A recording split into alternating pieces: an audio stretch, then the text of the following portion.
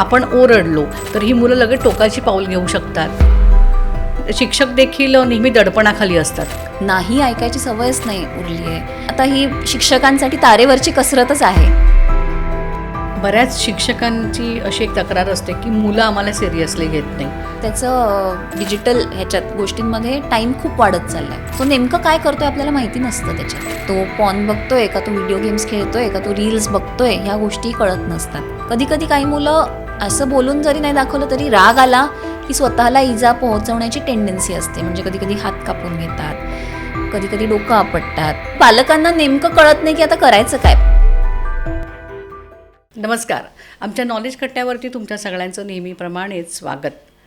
झेंजी म्हटलं की डोळ्यासमोर येत आहे प्रचंड आत्मविश्वास असलेली, स्वतःच्या जगात रमणारी ही तरुण पिढी. पण ह्या पिढीचे प्रश्न जसे पालकांना देखील समजत नाही आहेत तसेच ते शिक्षकांना देखील कळत नाही आहेत. त्यामुळे पालकांबरोबरच शिक्षकांसमोर देखील या पिढीला हाताळायचं कसं, असं मोठं आव्हान आहे. एका क्षणामध्ये खुश असणारी आणि दुसऱ्या क्षणी वेगळ्याच जगात जाणारी ही पिढी आहे. या पिढीच्या या दोलायमान परिस्थितीमुळे शिक्षकही धास्तावले आहेत. या पिढीला समजून कसं घ्यायचं, जसे पालकांना प्रश्न आहे तसाच तो शिक्षकांना देखील आहे. आणि म्हणून आज याच विषयावरती आपण चर्चा करणार आहोत सुप्रसिद्ध मानसोपचार तज्ज्ञ आदिती आचार्य लोखंडे मॅडम यांच्याबरोबर. नमस्कार मॅम, आमच्या कार्यक्रमात तुमचं खूप खूप स्वागत. मॅम, झेंजी हे नाव इतकं चर्चेत काय आहे, काय सांगाल याबद्दल? जेन झी आपण त्याला म्हणतो, ही अलीकडे एक 10-15 वर्षात आलेली पिढी आहे, बरोबर आहे. तर जेन झीचे प्रश्नही वेगळे आहेत जे पूर्वी होते त्याच्यापेक्षा, आणि त्यांची ओव्हरऑल आयुष्याकडे बघण्याचा दृष्टिकोन, ह्या सगळ्या गोष्टी खूप वेगळ्या आहेत. आणि आपण एक लक्षात घ्यायला पाहिजे की ही पिढी आली आहे एकदम ग्लोबलाइज्ड वर्ल्डमध्ये. आपलं जग इतकं जवळ आलेलं आहे, त्याच्यामुळे सोशल मीडिया, इंटरनेट ह्याचा वापर करून त्यांना खूप लहान वयात भरपूर माहिती उपलब्ध आहे. त्याच्यामुळे ही माहिती, हे सगळं आत्मसात करून ही पिढी आलेली आहे. पण जेनझीचा प्रॉब्लेम काय होतो की इन्फॉर्मेशन खूप आहे, माहिती खूप आहे, पण त्याबरोबर लागणारी जी इमोशनल रेझिलियन्स पाहिजे, स्ट्रेंथ पाहिजे. रेझिलियन्स म्हणजे काय? मानसिक लवचिकता, इमोशनल मॅच्युरिटी पाहिजे. ती त्याच प्रमाणात आली आहे असं नाही आहे, आणि त्याला कारणं वेगळी वेगळी आहेत. पण त्याच्यामुळे जनरेशन झीचे प्रॉब्लेम्स आपल्या आधीच्या जनरेशनपेक्षा खूप वेगळे आहेत. त्यांना तशी आर्थिक सुबत्ता, ह्या गोष्टी सगळ्या त्याही गोष्टींचा परिणाम त्यांच्यावर होतो आहे. तर असे अनेक गोष्टी आहेत की त्याच्यामुळे जेनझी हे पूर्ण म्हणजे जनरेशन एक्स झाली, मायलेनियल्स झाले, आता जेनझी आले. तर ह्यांचे प्रश्न खूप वेगळे आहेत. पण ह्या वेगळ्या प्रश्नांबरोबर त्या मुलांची, जसं तुम्ही सांगतात की त्यांच्या भावना देखील वेगळ्या आहेत, व्यक्त होण्याची पद्धत देखील खूप वेगळी आहे. पालकांना अशा मुलांना सांभाळणं म्हणजे खूप चॅलेंज झालेले आहेत. अनेक म्हणजे ज्यावेळी आपण चर्चा करतो त्यावेळी असं पण निदर्शनास येतं की बऱ्याच म्हणजे जोडप्यांनी तर बाबा मुलंच नको असा आपण निर्णय घेतला आहे. त्याला अनेक म्हणजे गोष्टी कारणीभूत असतील, पण हे देखील एक कारण आहे की ही मुलं सांभाळणं कठीण आहे. हे जितकं आव्हान या पालकांपुढे आहे तसंच आव्हान शिक्षकांपुढे देखील आता आहे. त्याबद्दल काय सांगाल? निश्चित पालकत्व दिवसेंदिवस अवघड होत चाललं आहे, आणि त्याच्यासाठी सर्वात महत्त्वाची गोष्ट म्हणजे जे लवकर माहितीचा भडीमार होतो आहे मुलांवर. म्हणजे ज्या गोष्टी आपण 6-7 वर्षांच्या असताना करत होतो, लिखाण किंवा म्हणजे रीडिंग वगैरे, या गोष्टी सगळ्याच गोष्टी लवकर लवकर लवकर पालकांनी घाई असते की माझ्या मुलाला 3 वर्षाचं असताना वाचता यायला पाहिजे, 4 वर्षाचं असताना लिहिता यायला पाहिजे. ही सगळीकडे घाई झाली आहे. आणि त्याच्यामुळे आईवडीलही एक प्रकारच्या रॅट रेसमध्ये अडकलेले आहेत की माझं मूल पुढे जायला पाहिजे, माझ्या मुलाला ह्या वयात हे यायला पाहिजे, तेही आहे. त्याचबरोबर ते वाढवताना जे चॅलेंजेस येतात, जे आधीही होते, असं नाही की हे सगळेच नवीन आहेत. पौगंडावस्थेतून मुलं जातात, त्याच्यापुढे टीनेजर्स म्हणजे टीनेज लाईफ आहे, त्याच्यापुढे ॲडल्टहूड आहे. या सगळ्यामध्ये चॅलेंजेस तर येतच असतात, कारण ही मुलं हळूहळू भावनिकदृष्ट्या सक्षम बनायच्या दिशेने वाटचाल करत असतात. ती पूर्णपणे सक्षम नसतात. वयाच्या 20 वर्षापर्यंत तरी पूर्णपणे भावना कशा हाताळायच्या हे त्यांना कळलेलं नसतं. पण आता गंमत अशी झाली आहे की आत्ता ते सगळं सोशल मीडिया आणि चॅटिंग म्हणा किंवा या सगळ्या गोष्टींमुळे ज्या गोष्टी पूर्वी 20-22 लोकं करायची, ती अगदी 13, 14, 15 वर्षांची मुलंही करायला लागली आहेत. आणि त्याच्यामुळे खरा तर गोंधळ होतो आहे. आणि पालकांना नेमकं कळत नाही की आता करायचं काय, पालक असू दे, शिक्षक असू दे, की नेमकं आता हे हाताळायचं कसं, ह्याचा सगळा गडबड झालेली आहे. पण मग अशा वेळी पालक म्हणजे पालकांकडे तरी अनेक अशा गोष्टी असतात किंवा पालकांकडे अशी अनेक कारणं आहेत की ते मुलांना वेगवेगळ्या पद्धतीने म्हणजे सुधारू शकतात, मुलांच्या सवयी बदलू शकतात. पण शिक्षकांसाठी मात्र हे खूप मोठं आव्हान आहे. कारण शाळेमध्ये आपण जातो, आपले आईवडील शाळेची फी देत आहेत, त्यामुळे शिक्षक हे आता शिक्षक हे आपल्या घरचीच माणसं आहेत किंवा हे आपले सेवेकरी आहे, याच भावनेतून हल्लीचे विद्यार्थी जे आहेत किंवा आताची ही जी पिढी आहे ती त्यांना ट्रीट करत असते शिक्षकांना, असं आम्हाला अनेक शिक्षकांनी सांगितलेलं आहे. त्याच्यामुळे शिक्षक देखील नेहमी दडपणाखाली असतात. कारण आता ही मुलं, आपण ओरडलो तर ही मुलं लगेच टोकाची पाऊल घेऊ शकतात किंवा काहीतरी म्हणजे काहीही करू शकतात, असं आहे. तर ह्यावर तुम्ही एक मानसोपचार तज्ज्ञ म्हणून काय सांगाल? निश्चित हा प्रॉब्लेम ह्या जनरेशनमध्ये निश्चित येतो आहे की घरी इतकं स्पेशल वागणूक कधी कधी मिळते आर्थिक सुबत्ता असल्यामुळे, की सगळं जे मागेल ते त्या मुलाला मिळत असतं, नाही ऐकायची सवयच नाही उरली आहे. आणि शाळा पण महागड्या शाळा असतात, खूप फिया भरून मुलं शाळेत जात असतात, त्याच्यामुळे एक प्रकारे काही आपण केलं तरी चालू शकतं आहे अशी एक वृत्ती निर्माण होते. हे एक टोक. आणि याच्यामुळे अशा शाळांमध्ये बऱ्याचदा शिक्षकही घाबरतात जास्त काही त्याचा इश्यू करायला किंवा बोलायला, किंवा काही कधी कधी डिसिप्लिनरी ॲक्शन घ्यायलाही अगदी घाबरतात. आणि कधी कधी दुसऱ्या टोकाला असंही होतं की काही शिक्षक असे असतात की ज्यांचा रागावर नियंत्रण नसेल, किंवा अगदी गावांमध्ये अशा गोष्टी कधी कधी घडतात की मूल एखादी चूक करतं आणि त्या चुकीबद्दल बोलायच्या ऐवजी त्या मुलाचं अगदी चारित्र्य हनन केलं जातं. म्हणजे हा असाच आहे, त्याला लेबल चिकटवलं जातं, हा आळशीच आहे, हा असाच आहे, हा नेहमी असं करतो, सार्वजनिकपणे त्यांची मानहानी होते, इन्सल्ट वाटतो त्या मुलाला. तर ही दोन टोकं आहेत. तर कुठेतरी मला असं वाटतं की शिक्षकांनी एक रिझनेबल मिडल ग्राउंड साधलं पाहिजे की दोन्ही टोकं उपयोगाची नाहीत. मुलांना जर अगदी काहीच बोललं नाही तर शाळेची शिस्त राहणार नाही, आणि मुलांनाही आयुष्यात शिस्त लागणं खूप महत्त्वाचं आहे.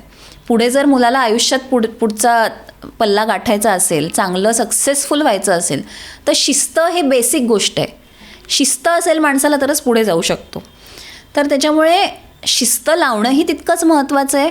पण त्याचबरोबर आपण जेव्हा एखाद्या मुलाला शिस्त लावतो आहे तेव्हा त्या बिहेवियरबद्दल, त्या स्पेसिफिक बिहेवियरबद्दल बोलणं की हे तू करतोयस हे बरोबर नाही आहे, हे असं अपेक्षित नाही आहे, हे असं आपण वागत नसतो, आपल्या शाळेमध्ये हे चालत नाही, हे सांगणं महत्त्वाचं आहे. मग त्याच्याबरोबर बाकीच्या 4 गोष्टी उगाचच त्याला बोलणं किंवा मोठ्या आवाजात बोलणं, सगळ्यांच्या सार्वजनिक ठिकाणी बोलणं हे चुकीचं आहे. त्या मुलाला वेगळं घेऊन तुम्ही शांतपणे समजावू शकता. ह्याच्यात महत्त्वाचं म्हणजे तुम्ही त्याच्या पालकांना विश्वासात घेऊ शकता. हे एकीकडे म्हणजे तुमचं तुम्ही बोलताय, पालकांना काहीच माहिती नाही, हेही आत्ताच्या ह्या घडीला खूप म्हणजे काय म्हणू आपण, धोकादायक म्हणण्यापेक्षा मी म्हणेन की रिस्की आहे. कारण ते मूल घरी जाऊन काय करेल, काय सांगेल आपल्याला माहिती नसतं. त्याच्यामुळे पालकांना लूपमध्ये ठेवणं हे अत्यंत महत्त्वाचं आहे. आणि अशा प्रकारे आता ही शिक्षकांसाठी तारेवरची कसरतच आहे, पण that is the best way to handle असं मला वाटतं. हल्लीचे शिक्षक बरेच तरुण आहेत, बऱ्यापैकी तरुण शिक्षक आता मुलांच्या वर्गामध्ये शिकवत असतात, मुलांना शिकवत असतात. अशा वेळी मुलांबरोबर मैत्रीचे संबंध ठेवा, म्हणजे मित्रत्वाच्या नात्याने त्यांचे काही प्रश्न असतील तर तुम्ही सोडवू शकता, असं देखील शाळांमधून त्यांना सांगण्यात येतं. त्यामुळे ही मैत्रीचे संबंध शिक्षक आणि विद्यार्थ्यांमध्ये आता आपल्याला दिसतात. पण यातून बऱ्याच वेळा कधीकधी शिक्षकांकडून मुलांचा गैरफायदा घेतला जातो, तर कधीकधी मुलांकडून शिक्षकांचा देखील गैरफायदा घेतला गेल्याची अनेक उदाहरणं आपण बघितलेली आहेत. यावर तुम्ही काय सांगाल? ह्याच्यात सर्वात महत्त्वाचं मला असं वाटतं की एकतर म्हणजे जिथे शिक्षकांकडून गैरफायदा घेतला जातो आहे तर तिथे त्यांची जी म्हणजे आता प्रिन्सिपल आहेत किंवा कोऑर्डिनेटर आहेत, ह्यांनी अगदी डोळ्यात तेल घालून लक्ष ठेवणं महत्त्वाचं आहे की कुठे काय गडबड होती आहे. शाळांमध्ये सगळीकडे आजकाल CCTVs असतात, सगळं त्यात बघितलं जातं की नेमकं काय चालू आहे. तर हे डोळ्यात तेल घालून बघण्याची गोष्ट झाली आहे ते तर केलंच पाहिजे. त्याचबरोबर आपण जेव्हा एम्प्लॉय करतो शिक्षकांना तेव्हा त्यांची बॅकग्राऊंड तपासणं, ते कुठे आधी त्यांनी काम केलं, त्या ठिकाणी त्यांचं वर्तन कसं होतं, हे सगळं करणं, याच्यातून ह्या गोष्टी आपण बऱ्याच प्रमाणात टाळू शकतो. तरीही सगळं टळेल असं नाही. म्हणजे अशा गोष्टी घडत असतात. आपण काही कोणाच्या मनात जाऊन ते काढून घेऊ शकत नाही की याच्या मनात नेमकं काय आहे. पण आपण आपल्या बाजूने SOPs तसे तयार केले पाहिजेत, स्टँडर्ड ऑपरेटिंग प्रोसिजर्स, की एम्प्लॉय करताना टीचर्सना काय काय गोष्टी बघितल्या पाहिजेत. पर्सनॅलिटी टेस्टिंग, असेसमेंट ह्या गोष्टी पण उपयुक्त ठरू शकतात. आता कधीकधी मुलांच्या बाजूने जो गैरवापर होतो त्याच्याबद्दल सांगायचं झालं तर शिक्षकांनी खूप म्हणजे मित्रत्वाचं नातं, मैत्री वगैरे हे गोष्टी ना शिक्षकांनी थोड्या बाजूला ठेवल्या पाहिजेत. म्हणजे मैत्री असं काही नसतं. जसं आपण मी नेहमी म्हणते की पालकांना मैत्रीपूर्ण संबंध मुलांशी असणं आणि मित्र असणं या 2 वेगळ्या गोष्टी आहेत. प्रत्येक गोष्ट अगदी मैत्रीपूर्ण संबंध आहेत म्हणून मूल येऊन तुम्हाला सांगणार नाही आहे. तर ती बाउंड्री सेट करणं आवश्यक आहे. जर तुम्ही एकदम मित्रत्वासारखंच वागायला लागलात तर तुमची ती अथॉरिटी चालली जाते. तुमचं मुलांना ऐकलं पाहिजे असं जर तुम्हाला वाटत असेल तर आई वडील किंवा शिक्षक ती बाउंड्री घालणं महत्त्वाचं आहे की हे अलाउड आहे, हे अलाउड नाही आहे. ही बाउंड्री तुम्ही जे म्हणताय ना मॅम, पण ही बाउंड्री घालताना म्हणजे मुलांना धाक राहत नाही. म्हणजे आपण खूप मित्रत्वाने मुलांशी वागलो. बऱ्याच पालकांना देखील हा अनुभव आलेला आहे, बऱ्याच शिक्षकांना देखील हे अनुभव होतात की मुलं मग त्यांचं जुमानत नाहीत, थोडंसं मनमानी कारभार सुरू होतं. तर अशा वेळी काय तुम्ही सल्ला द्याल? तर तेच मी सांगते की ती बाउंड्री आखायला पाहिजे. ती बऱ्याचदा ब्लर होते. कधीकधी मुलं प्रयत्न करतात ती बाउंड्री ब्लर करायचा. तर अशा गोष्टी घडत असतात. पण शिक्षक किंवा पालक म्हणून आपलं काम, आपली जबाबदारी आहे की ती बाउंड्री सतत राखून ठेवणं की हे अलाउड आहे. आता शाळेत काही तुला प्रश्न असतील तू शाळेत विचार. शाळेत तुम्ही किती वेळ बोलताय एखाद्या मुलाशी, कुठल्या विषयांवर बोलताय, ह्या गोष्टी म्हणजे तुमच्याशी रिलेटेड ज्या गोष्टी आहेत त्या गोष्टींवर तुम्ही बोला. पण उगाचच बसून गप्पा मारतायत ह्या गोष्टी तुम्ही अवॉइड केल्या पाहिजेत. कारण ते तसं सेटिंग नाही आहे. तुम्ही काही त्याचे आत्या मामा काका मावशी नाही आहेत. तर हे भान राखणं महत्त्वाचं आहे की आपण कुठे थांबलं पाहिजे हे प्रत्येकाला कळायला पाहिजे. बऱ्याच शिक्षकांची अशी एक तक्रार असते की मुलं आम्हाला सिरियसली घेत नाही. जशी कधीकधी पालकांची देखील तक्रार असते की मुलं सिरियसली घेत नाहीत. हे केव्हा घडतं? आता ह्यात गंमत अशी आहे की मुलं सिरियसली घेत नाहीत हे असं जेव्हा शिक्षक सांगतात तेव्हा शिक्षकांच्या हातात खूप कमी गोष्टी असतात. म्हणजे शिक्षक कितीही व्यवस्थित वागत असेल तरीही ते मूल कसं आहे, म्हणजे त्याला कसं वाढवलं गेलं आहे ह्याच्यावर खूप गोष्टी अवलंबून आहेत. तर लहानपणापासून जर त्या मुलाला असंच सतत बिंबवलं गेलं त्याच्या मनावर की तो काहीतरी स्पेशल आहे, त्याला सगळ्यांनी स्पेशल वागणूक दिली पाहिजे, तो म्हणेल तसं व्हायला पाहिजे, तर मग ह्या मुलांना जेव्हा ते शाळेत जातात त्यावेळेला पण असं वाटतं की काय, अरे मी एवढी फी भरतोय, मी एवढ्या मोठ्या घरचा आहे, तर काय मला काय फरक पडतो, काय टीचर सांगतात त्यांनी काय फरक पडतो, माझं सेट आहे आयुष्य, मी बाहेर जाऊन परत आता माझ्या गल्ल्यावर बसणार आहे, बिझनेस करणार आहे, व्हॉट एव्हर. तर त्याच्यामुळे जेव्हा तुम्ही घरी ह्या मुलांशी डील करता, म्हणजे पालकांसाठी बरोबर आहे, तर पालकांना मुलांशी डील करताना हे त्यांना भान देणं आवश्यक आहे की जो काही पैसा आहे तो आत्ता तू कमवलेला नाही आहेस, तुला त्या दिशेने वाटचाल करायची, तुला तुझ्या पायावर उभं राहायचं, सक्षम व्हायचं आहे. आईवडिलांचा काहीतरी आहे म्हणून मी खूप मोठा आहे हे जे मनात असतं मुलांच्या, याच्यामुळे सगळी गडबड होते. पैसेही देताना म्हणजे पॉकेट मनी हा विषय येतो बऱ्याचदा की तुम्ही किती देताय, तुम्हाला परवडतं आहे, तुम्ही फार श्रीमंत आहात म्हणून मुलांना तुम्ही 10-10 हजार द्यायला लागलात महिन्याचे, अगदी लहान म्हणजे 15-20 वर्षाच्या मुलांना, तर प्रॉब्लेम येणारच आहे. तो मुलगा कशाला जुमानेल? मग जर त्याला सगळं बसल्या बसल्या मिळतं आहे तर त्याला पुढे काही चांगलं करावं अशी इच्छा का होईल, काहीतरी आपलं करिअर करावं, तर त्याला ऑलरेडी सगळं मिळतं आहे. तर हे भान कुठेतरी राहणं आणि त्या व्हॅल्यूज जपणं हे लहानपणापासून पालकांच्या हातात आहे हे करणं. त्याचबरोबर हे जे इन्स्टंट ग्रॅटिफिकेशन असतं ना की माझा मुलगा काहीतरी मागतोय तर तो शब्द म्हणजे अगदी पडायच्या आत आईवडील झेलल्यासारखं लगेच त्याला आणून देतात. 2 पेन्सिली लागतात आपल्याला शाळेत, 2 तिथे 10 असतात. तर ह्या मुलांना कुठल्याही गोष्टीसाठी थांबायचं, आपल्याकडे एखादी गोष्ट नाही आहे ती कमी कधी जाणवतच नाही. इतकं प्रोटेक्टेड असतं त्यांचं आयुष्य की त्यांना ते कधीच जाणवत नाही. त्याच्यामुळे मग आता कसं आहे की आई वडील किती प्रोटेक्ट करू शकतील ह्यालाही सीमा आहेत. कारण काही वर्षांनी जसं मूल मोठं होणार आहे तसं ते समाजात वावरणार आहे आणि समाजात जी लोकं आहेत, आजूबाजूची लोकं आहेत, ती काही मुलाच्या म्हणण्याप्रमाणे सगळं नाही करणार आहेत. मग त्यावेळेला आपल्या मनाप्रमाणे गोष्टी घडत नाहीत किंवा लोक तशी वागत नाहीत, म्हणून अशा मुलांना पटकन फ्रस्ट्रेशन येतं. कारण त्यांचा मुळात फ्रस्ट्रेशन टॉलरन्सच कमी असतो, नाही ऐकायची सवयच नाही, म्हणजे तशा परिस्थितीशी त्यांनी कधी डील केलेलंच नसतं. म्हणजे थोडक्यामध्ये शाळांमध्ये मुलांचं जे वागणं किंवा जी वर्तणूक असेल त्याची खरी सुरुवाती घरातूनच होते. अगदी 100%. म्हणजे घरात आई वडील जे मुलांना घडवतात, जसं शिकवतात, जसं त्यांच्याशी डील करतात, त्याच पद्धतीने मुलं शाळांमध्ये आपल्या टीचर्स वगैरे यांच्याबरोबर वागतात. आई वडिलांशी जे तुमचं बेसिक नातं आहे ते सर्वात फॉर्मेटिव्ह नातं आहे. ते नातं सगळीकडे म्हणजे तशा प्रकारचं सगळीकडे रेप्लिकेट होत जातात पॅटर्न्स. नुसते शिक्षकांशी नाही म्हणत आहे मी, मित्रांशी असतील, पुढे जाऊन तुमच्या पार्टनरबरोबर असतील, ते नातं सगळीकडे रेप्लिकेट होत जातं. त्याच्यामुळे ते नातं भक्कम असणं, सुदृढ असणं हे खूप खूप महत्त्वाचं आहे.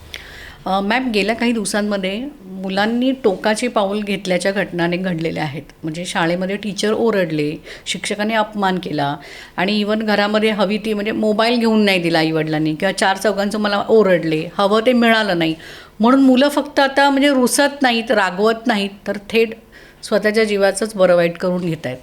अशा घटना घडलेल्या आहेत. याबद्दल काय सांगाल? म्हणजे ही मुलं एवढ्या टोकाचं पाऊल उचलण्याचं काय कारण आहे? कारण आपण संपवणं स्वतःला हे इतकं मोठ्या माणसांसाठी सुद्धा म्हणजे सोपं नसतं. मग ही मुलं इतकं लाईटली कसं काय हे करू शकतात? ह्याचं सर्वात महत्त्वाचं कारण म्हणजे इम्पल्सिव्हिटी.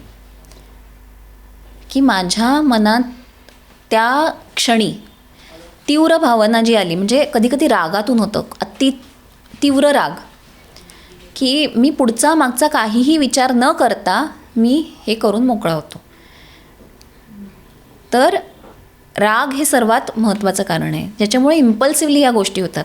कधीकधी जेन्युइनली काही लोक डिप्रेस्ड असतात, म्हणजे उदासीनता आपण ज्याला म्हणतो, की मेजर डिप्रेशन आहे बाबा आणि त्यातून असं टोकाचं पाऊल उचललं आहे. पण ह्या ज्या गोष्टी आहेत ना, की मला कोणाचं वागणं पटलं नाही, मला रागच, मला काहीतरी कोणीतरी बोललं किंवा मोबाईलच नाही दिला, आणि त्यातनं ह्या ज्या गोष्टी होत आहेत त्या 90-95% वेळा इम्पल्सिव्हली केल्या जातात.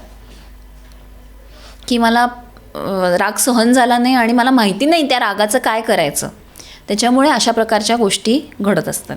त्याच्यामुळे आजकाल शाळांमध्ये सर्वात महत्त्वाचं ट्रेनिंग जे दिलं पाहिजे ते मेंटल हेल्थ रिलेटेड आहे. आपलं मानसिक आरोग्य कसं जपायचं, आपल्या विचारांमध्ये लवचिकता कशी आणायची, आपल्याला नको असणाऱ्या भावनाही कधीकधी येतात. आता राग किंवा उदास वाटणं ह्या थोड्या निगेटिव्ह इमोशन्स आहेत, पण त्याही असताना त्या कशा आपण शांत करू शकतो. आता हीच गोष्ट म्हणजे हा जो राग आहे तीव्र, जर ते मूल 5-10 मिनटं थांबलं तरी शांत होऊ शकतो, होतोच म्हणजे. पण तेवढाही पुढचा मागचा विचार न करता ते मूल टोकाचं पाऊल उचलतं. तर हे शिकवणं शाळेमध्ये हे खूप अत्यंत आवश्यक झालं आहे आजच्या घडीला. म्हणजे थोडक्यामध्ये तुमचं म्हणणं अगदी परफेक्ट बरोबर आहे आजच्या परिस्थितीला बघितल्यावरती, की हल्ली मुलांमध्ये जो इम्पल्सिव्हनेस जो वाढलेला आहे आणि त्यानंतर ज्या घटना घडतात, समजा शाळेमध्ये त्यांच्यासाठी असं एखादं वर्कशॉप ठेवलं किंवा स्ट्रेस म्हणजे आपण म्हणतो स्ट्रेस मॅनेजमेंट, नियंत्रण कसं करायचं, रागाचं नियमन, ते फार गरजेचं आहे. आईवडिलांच्या वागण्याचा घरामध्ये आईवडील जसे वागतात जसं तुम्ही सांगितलं त्याचे दूरगामी परिणाम मुलांवरती होतात. ते वयाच्या कितपर्यंत त्यांच्यावरती रिफ्लेक्ट करतात? आता कसं आहे की साधारण 18 ते 20 वयात आपला एक स्वभाव तयार होतो. तर तोपर्यंत जे जे अनुभव आपल्याला येत असतात आईवडिलांकडून, आपल्या शिक्षकांकडून, मित्रमैत्रिणींकडून, घरातल्या इतर माणसांकडून, पण जास्तीत जास्त आपल्या पालकांकडून, तर त्याचा परिणाम आपल्या स्वभावावर होत असतो. कधीकधी काही घरांमध्ये तुम्ही बघितलं असेल की भावनांना तेवढं महत्त्व दिलं जात नाही. अरे तू काय रडतो, एवढ्याशा गोष्टीवरून काय रडतो? तर हे इनव्हॅलिडेशन आहे, ह्याला इनव्हॅलिडेशन म्हणतो आपण. तर ह्याचाही परिणाम म्हणजे मला वाटणाऱ्या गोष्टी ह्या बरोबर नाही आहेत असं कुठेतरी माणूस धरून चालतो आणि ते कुठेतरी आत राहतं. बऱ्याचदा हा एक भाग झाला. काही काही ठिकाणी तेवढं लक्षच दिलं जात नाही, निग्लेक्टफुल ज्याला आपण पेरेंटिंग म्हणतो, की लक्षच नसतं. आई वडील कधीच नसतात, त्या मुलाच्या महत्त्वाच्या गोष्टी असतात किंवा त्याला काहीतरी होत असतं त्यावेळेला आईवडिलांचं लक्षच नसतं, ते अवेलेबलच नसतात. अशाही गोष्टी घडतात. तर ह्या सगळ्या गोष्टींचा किंवा कधीकधी काही फॅमिलीजमध्ये खूप तुम्ही बघितलं असेल तर अँशियस फॅमिलीज असतात. म्हणजे अगदी छोट्या छोट्या गोष्टींवरून काळजी करणारं, चिंता करणाऱ्या, आई पण तशीच, वडील पण तसेच. त्याच्यामुळे ते मूल ते बघून शिकत असतं की अरे नाही, ह्या गोष्टीची चिंता केली पाहिजे, छोट्या छोट्या गोष्टींची चिंता केली पाहिजे, आणि त्या प्रकारे स्वभाव बनत जातो. तर आपल्या ज्या आपलं बेसिक काहीतरी टेम्परमेंट असतंच, पण त्याचबरोबर हे सगळं कंडिशनिंग असतं.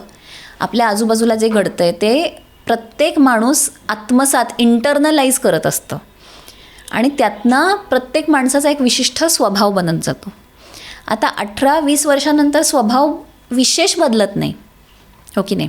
म्हणजे स्वभाव बदलणं काही कोणाच्या हातात नाही आहे, पण त्याच्यावर काम निश्चित होऊ शकतो की जेणेकरून आपल्याला रोजच्या आयुष्यात त्रास होत नाही. ते आपण काउन्सिलिंग, थेरपीनी करतो. मॅम, जसं तुम्ही सांगितलं की आता शाळांमध्ये देखील मुलांच्या मेंटल हेल्थवरती काम करायला हवं म्हणून, पण घरामध्ये मूल जास्त वेळ वाढत असतो, म्हणजे आईवडिलांच्या सानिध्यात वाढत असतं. अशा वेळी आईवडिलांचं विशेष म्हणजे मुलाकडे लक्ष असतं, आपलं मूल कुठल्या परिस्थितीला कसं रिॲक्ट करतं. आपल्या मुलाला खरंच मानसोपचार तज्ज्ञाची गरज आहे, हे पालकांनी, म्हणजे हा पहिला रेड फ्लॅग आहे की आता याला खरंच गरज आहे, कारण हा आपलंही ऐकत नाही किंवा आउट ऑफ कंट्रोल होतं आहे. हे कसं ओळखायची लक्षणं काय असू शकतात? मुलांमध्ये सर्वात मोठा रेड फ्लॅग म्हणजे एकदम चिडचिडेपणा वाढणं. जे मूल ऐकत होतं, व्यवस्थित होतं, अचानक कधी कधी टीनेजमध्ये, मी 8वी 9वी 10वीतली मुलं अचानक खूप चिडचिडी होतात. आधी जे मूल बोलत होतं ते अचानक बोलेनासं होतं, जास्त इंटरॅक्ट करत नाही. ज्या गोष्टींमध्ये आधी रस घेत होता त्या गोष्टींमध्ये रस घेत नाही. अचानक काहीतरी अँक्शियस व्हायला लागला आहे, खूप घाबरायला लागला आहे, किंवा आपण बघतो आहे की त्याचं हे डिजिटल ह्याच्यात गोष्टींमध्ये टाईम खूप वाढत चालला आहे, वेळ खूप वाढत चालला आहे. तर ह्या सगळ्या गोष्टी, दीज आर रेड फ्लॅग्स. तो नेमकं काय करतो आहे आपल्याला माहिती नसतं त्याच्यात. तो पॉर्न बघतो आहे का, तो व्हिडिओ गेम्स खेळतो आहे का, तो रील्स बघतो आहे, ह्या गोष्टी कळत नसतात. कारण मुलंही आजकाल स्मार्ट झाली आहेत, ते लॉक्स लावतात, काही आईवडिलांना ॲक्सेस नसतो. तर अशा वेळेला मानसोपचार तज्ज्ञांची मदत निश्चित घेतली पाहिजे. किंवा कधीकधी काही मुलं जी डिप्रेस्ड खरंच असतात ती बोलून दाखवतात की माझ्या मनात असे विचार येत आहेत, कोणाला ना कोणाला तरी बोलून दाखवतात की असे टोकाचे विचार येत आहेत. तर अशा वेळेला निश्चित तुम्ही लगेचच मानसोपचार तज्ज्ञांची मदत घेतली पाहिजे. कधीकधी काही मुलं असं बोलून जरी नाही दाखवलं तरी राग आला की स्वतःला इजा पोहोचवण्याची टेंडन्सी असते. म्हणजे कधीकधी हात कापून घेतात, कधीकधी डोकं आपटतात, किंवा म्हणजे बोलून नाही दाखवलं तरी अशा गोष्टी करत असतात. तर अशा वेळेलाही म्हणजे तो स्वभाव बनत जातो. तर त्याच्यामुळे जितक्या लवकर तुम्ही या गोष्टींसाठी मानसोपचार तज्ज्ञांची मदत घ्याल तेवढं ते मूल सावरायची शक्यता वाढते. बरेचसे असे मानसिक विकार आहेत की म्हणजे मुलांमध्ये ते त्यांच्या वाढत्या वयानुसार दिसायला लागतात. याच्यामध्ये अनुवंशिकतेचा काही भाग असतो का? अनुवंशिकतेचा भाग असतो, पण असं नाही आहे की अगदी म्हणजे आईवडिलांना एखादा मानसिक आजार असेल, उदाहरणार्थ डिप्रेशन असेल, तर मुलाला निश्चितच होईल असं नसतं. पण जनरल पॉप्युलेशनपेक्षा थोडं जास्त असतं, थोडी जास्त शक्यता.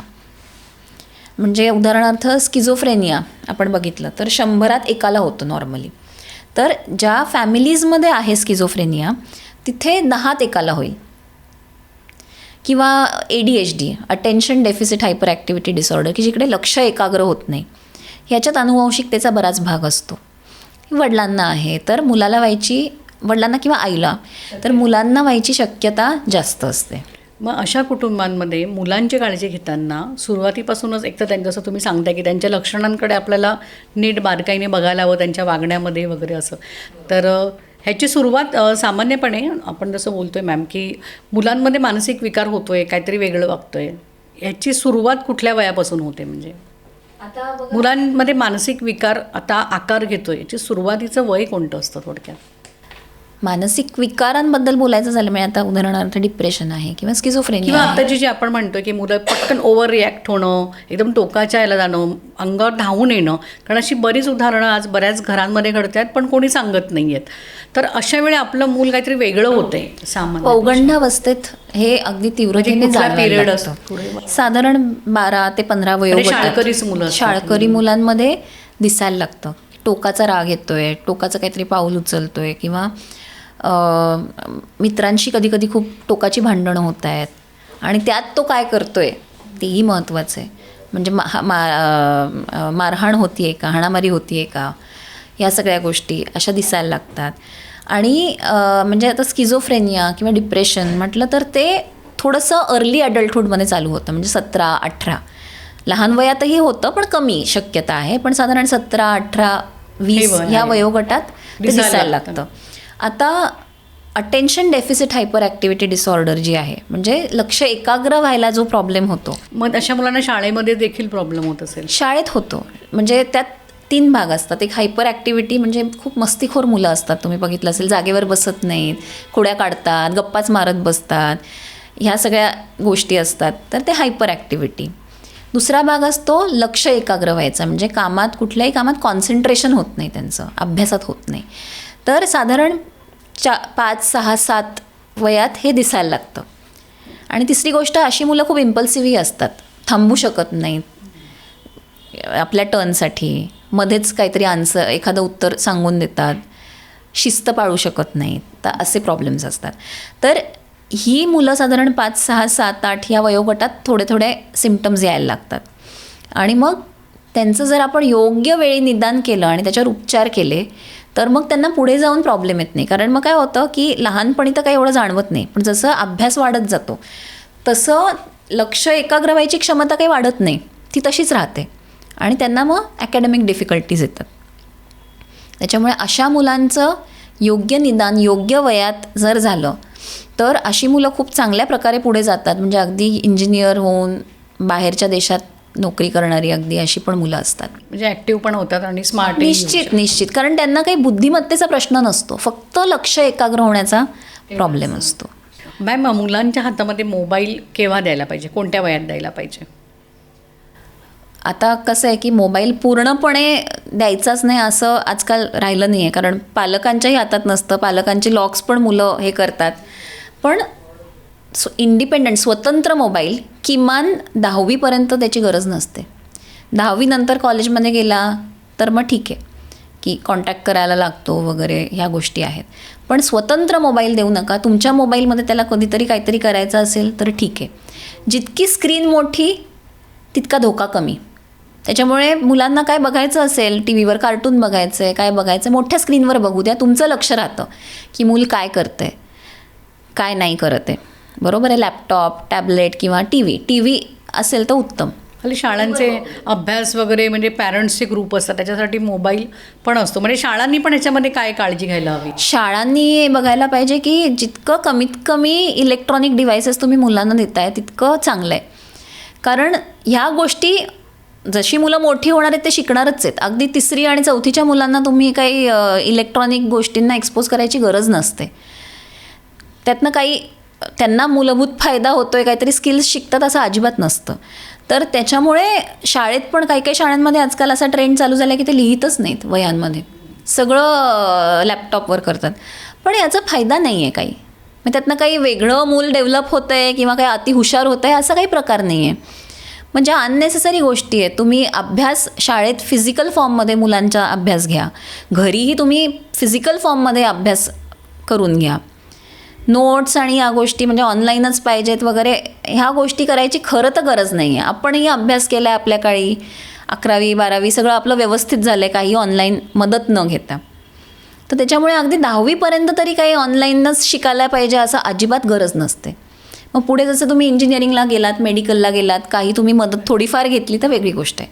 पण मेन पुस्तकातलं जे फिजिकल फॉर्ममधलं पुस्तक आहे ते त्यांना वाचू द्या. यातनं खूप म्हणजे मेजर प्रॉब्लेम्स टळू शकतात. कारण ह्याच्या नावाखाली, अभ्यासाच्या नावाखाली मुलं काय काय बघतील हे पेरेंट्स सगळीकडे चेक ठेवू शकत नाहीत. म्हणजे ते इम्पॉसिबल आहे. त्याच्यामुळे तुम्ही मोबाईल द्यायचं वय जितकं पोस्टपोन कराल तितकं तुमच्यासाठी आणि तुमच्या मुलासाठी चांगलं आहे. तर आता बऱ्याचदा काय होतं, ADHDची मुलं एस्पेशली असतात ना, ती म्हणजे मस्तीखोर आहे म्हणून सोडून दिलं जातं. ह्याला अभ्यासात इंटरेस्ट नाही, हा मस्तीखोरच मुलगा आहे इतकं म्हणून आई वडील पण कधी कधी सोडून देतात. आता कसं गडबड होते की मस्तीखोर मुलं असतात, शाळेत मस्ती करतात, शाळेतनं जेव्हा कंप्लेंट येतात तेव्हाच अशा मुलांना घेऊन पालक येतात की हा शाळेत बसत नाही, आता मुख्याध्यापकांनी सांगितलं की आता काही ह्याची मस्ती बंद नाही झाली तर आम्हाला काहीतरी ॲक्शन घ्यायला लागेल.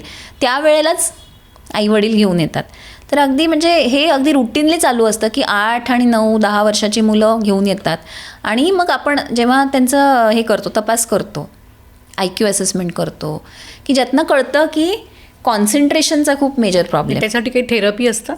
थेरपीज असतात, ऑक्युपेशनल थेरपी असते की त्याच्यामुळे लक्ष एकाग्र व्हायला मदत होते, कोर मसल स्ट्रेंथ आपली डेव्हलप होते.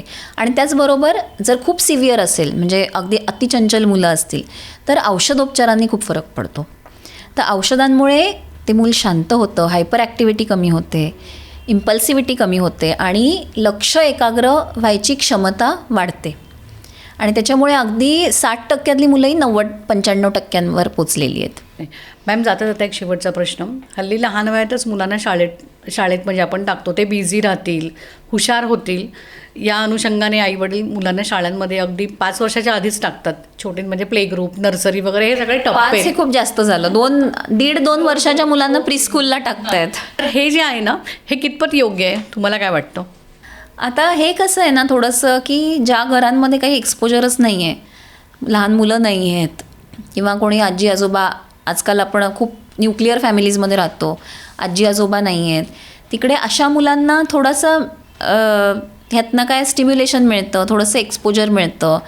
पण ह्याची फ्लिपसाईड अशी आहे की त्यांना टॉयलेट ट्रेनिंग झालेलं नसतं, शी ह्या गोष्टी सगळ्या आहेत, ह्या त्यांना कळत नसतात. तर अशा वेळेला शाळेत पाठवणं तितकंसं मला तरी बरोबर वाटत नाही. अशी मुलं जास्त घरी, जिकडे खूप माणसं आहेत, फ्री प्ले मिळतोय, हां, तर अशा आपल्या स्वतःच्या घरात बहीण भावंडांबरोबर जास्त फुलू शकतो. कारण नंतर आयुष्यभर शाळेतच जायचं आहे, अभ्यास करायचा आहे. तर इतक्या अगदी 1.5, 2, 2.5 वर्षाच्या मुलांना प्रीस्कूलला पाठवणं किंवा त्यांना अट्टहास करणं, काय कविता शिक, अजून ABCD शिक, याची काहीच गरज नाही. ABCD कोणी विचारत नाही, तुम्ही तिसऱ्या वर्षी शिकलात का 5व्या वर्षी शिकलात, त्यांनी काहीही फरक पडत नसतो. पण हे कसं असतं की आपलं मूल स्मार्ट व्हायला पाहिजे, कुठे कमी पडायला नको, आपण कुठेतरी पालक म्हणून कमी पडायला नको, ह्या भीतीपोटी अगदी 1.5 आणि 2 वर्षाच्या मुलांनाही शाळेत पाठवलं जातं. आदिती मॅम, आज तुम्ही आमच्या कार्यक्रमात आलात आणि असं उत्तम असं तुम्ही मार्गदर्शन सगळ्या आमच्या प्रेक्षकांना केले, त्याबद्दल तुमचे खूप खूप आभार. धन्यवाद.